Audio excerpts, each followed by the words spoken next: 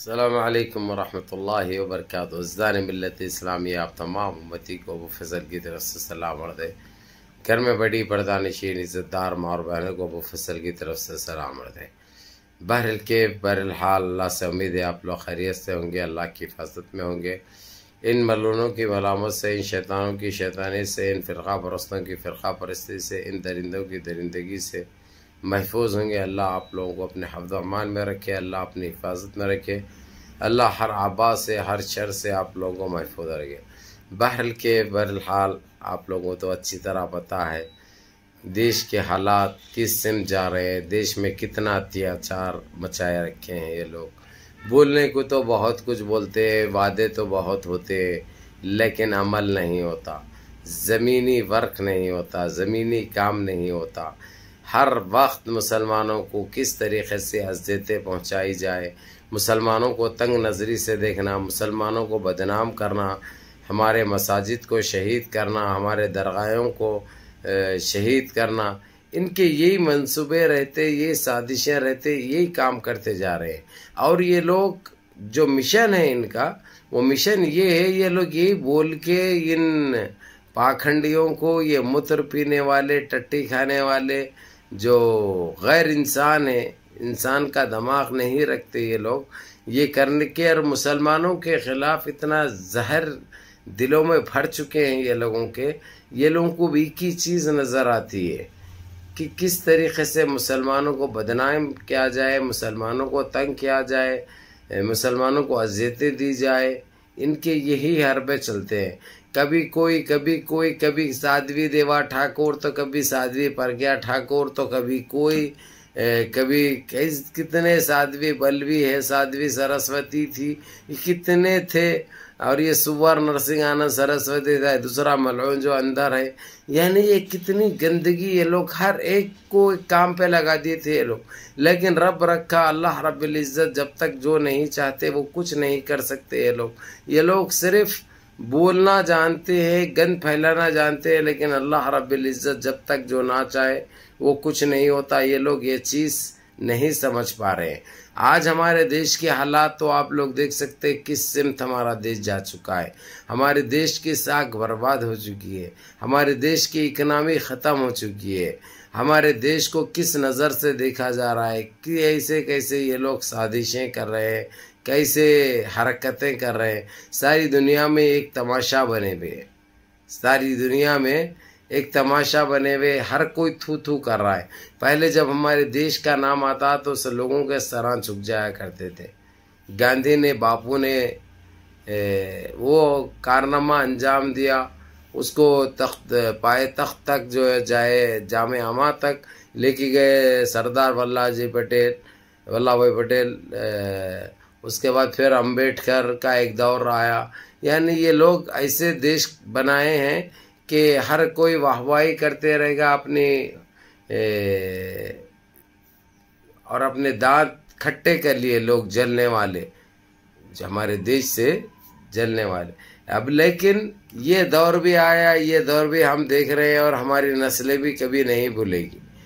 یہ لوگ اپنے دیش واسیوں کو، جو دیش واسی اس دیش کے لیے اپنی جانیں قربان کی، اپنے جانیں نچھاور کی، اور ہمیشہ اپنے دیش کے لیے، دیش کی ساکھ کے لیے مر مٹنے کے لیے تیار ہوتے ہیں۔ تو لیکن یہ لوگ نہ اس ٹائم پہ تھے، نہ اب ہے اگرچہ خابیص، تو صرف برباد کرنے کے لیے، بدنام کرنے کے لیے، اذیتیں دینے کے لیے، دیش کو پیچھے لے جانے کے لیے، صرف یہ کام ان کا ہے۔ یہ کہ آپ لوگوں کو اچھی طرح پتہ ہے۔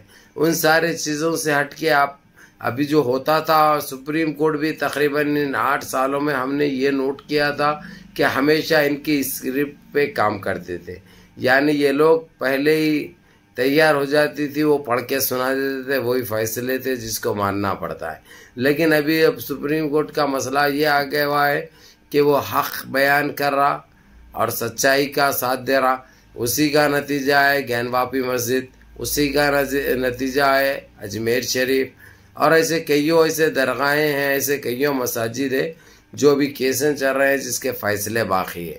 تو آپ لوگ دعائیں کرو، انشاءاللہ حق کی اور سچ کی جیت ہو، اور جتنا ہو سکتا آپ لوگ اپنے آپ کو منظم رکھو، متحد رکھو، اپنی صفوں میں اتحاد برقرار رکھو، نمازوں کی پابندی کرو اور سارے مل جل کر رہو، اور جتنا ہو سکتا غریب کو دیکھو وہ کہیں بھوکا نہیں سو رہا ہے، کوئی ماں بھوکی نہیں سونا چاہیے، کوئی ماں، کوئی بہن، کوئی بیٹی بھوکی نہیں سونا چاہیے۔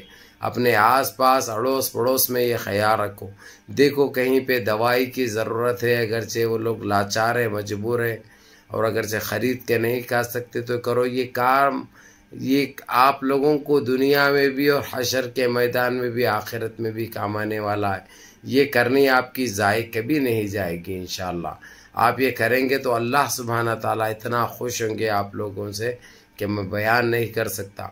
بہرکیف میرے عزیز دوستوں، میرے بھائیوں، آپ لوگوں کو یہی بتا دوں میں، جس طریقے سے کرناٹک میں سپریم کورٹ نے جو نقاب اور حجاب برقعے کو لے کر جو فیصلہ دیا مسلمانوں کے حق میں، اور دوسرا اس کے بعد تیسرے دن جو یونیفارم کا جو چل رہا تھا، یونیفارم کے لیے کھلے شبدوں میں کہہ دیا ہے سپریم کورٹ نے، جس کو جو پہننا ہے پہننے دو، تمہاری مرضی مت ٹھوکو، تم کو تمہاری مرضی تھوپنے کا کوئی اختیار نہیں ہے اور کوئی حق نہیں ہے۔ اگرچہ ویسا کریں گے تو تمہارے اوپر قانونی کارروائی ہوگی۔ اور وہاں کے سرکاروں سے بھی، جہاں پہ یہ چیزوں سے تنگ کیا جاتا ہے، وہاں کی سرکاروں کو بھی کھلے الفاظوں میں یہ کہہ دیا ہے سپریم کورٹ نے، تمہاری ذمہ داری ہے کس طریقے سے تم امن و امان میں لے کے چلتے ہیں، کہیں پہ بھی کون سے بھی مذہب کے ساتھ کوئی زیادتی نہیں ہونا۔ اور دوسری چیز، تمہارا قانون جو تھوڑی سی واہوائی کے لیے، تھوڑے لوگوں کو خوش کرنے کے لیے، تھوڑے لوگوں کو ناراض کرنے کے لیے جو گند تم مچائیں، وہ گند مچاؤ مت، سب کو لے کے چلو، سب کو لے کے چلنا تمہارا کام ہے، تمہاری وہ ڈیوٹی ہے، تم کو اسی کے لیے چنا گیا ہے، اسی کے لیے تم کو لایا گیا ہے۔ یہ کہنا تھا سپریم کورٹ کا، جو کہ ایک قابل آئین بات ہے، خوش آئین بات ہے، بہت اچھی بات ہے، قابل لشق، قابل فخر بات ہے یہ، کیونکہ یہ لوگ اتنے اذیتیں، اتنے تکلیفیں، اتنے دھندلیے کے ہیں جو بیان نہیں کر سکتے۔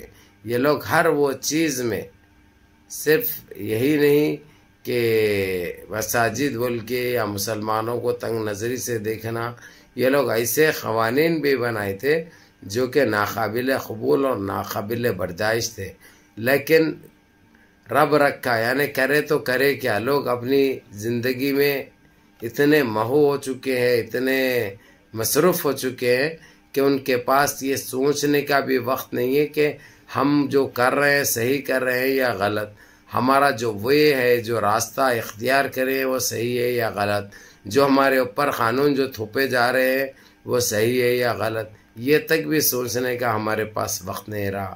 خیر کوئی بات نہیں، آپ لوگ آپ کی دنیا میں ویسے ہی مصروف رہے، لیکن نمازوں کی پابندی کرو، اپنی اولادوں کو صحیح نصیحت کرو، اور خود بھی نمازی بن جاؤ، 5 ٹائم کے نمازی بن جاؤ، اور اپنی اولادوں کو 5 ٹائم کی نمازیں پڑھنے کی تاکید کرو۔ اگرچہ وہ لوگ غلط صحبت میں ہے، غلط اس میں ہے، تو ان کو سدھارو، سمجھاؤ، ان کو سمجھا کے ان کو صحیح راستے پہ چلنے کی ہدایت دو۔ آپ لوگوں کو تو یہ پتہ ہے اچھی طرح کیا حالات چل رہے ہیں دیش کے۔ اب اگرچہ ہم حق بولے، سچ بولے تو بڑے بدنام ہو جاتے ہیں اور بڑی چپتی ہے۔ یہ لوگ چاہتے ہیں کہ جو ان کے گند کو چھپایا جائے، جتنا ہو سکتا ہے ان کے گند کی تعریف کی جائے،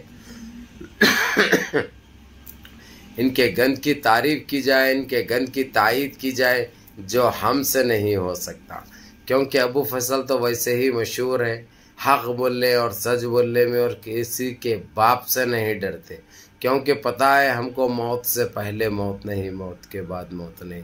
موت تو برحق ہے، موت تو آنی ہے، موت تو طے ہے، موت تو اٹل ہے۔ موت سے کون بچے جو ہم بچیں گے؟ جب آنی ہے وہ تو آئے گی، لیکن اپنے اعمال سدھارو، اپنے اعمال پہ توجہ دو۔ ہم جو کر رہے ہیں غلط کر رہے ہیں یا صحیح کر رہے ہیں، ہم اپنی اولادوں کو جو کھلا رہے ہیں صحیح کھلا رہے ہیں یا غلط کھلا رہے ہیں، حلال کما رہے ہیں یا حرام کما رہے ہیں، اور ہم کما رہے ہیں تو کیسے کما رہے ہیں؟ کسی کے ساتھ زیادتی تو نہیں ہو رہی، کسی کے ساتھ ناانصافی تو نہیں ہو رہی، ہم کسی کا حق تو نہیں مار رہے، اس کے اوپر توجہ دو میرے عزیز دوستوں، میرے بھائیوں۔ میری بات تو آپ لوگوں کو، بعض لوگوں کو 1% 2% لوگوں کو تو کڑوی دکھے گی، لیکن یہ ایک حقیقت ہے، یہ ایک سچائی ہے جو کوئی نہیں جھٹلا سکتے۔ بہرکیف میرے عزیز دوستوں، میرے بھائیوں، منظم رہیے، متحد رہیے، اپنی صفوں میں اتحاد برقرار رکھیے، اور اپنے اس بھائی کو بھی دعا میں یاد رکھیے۔ السلام علیکم۔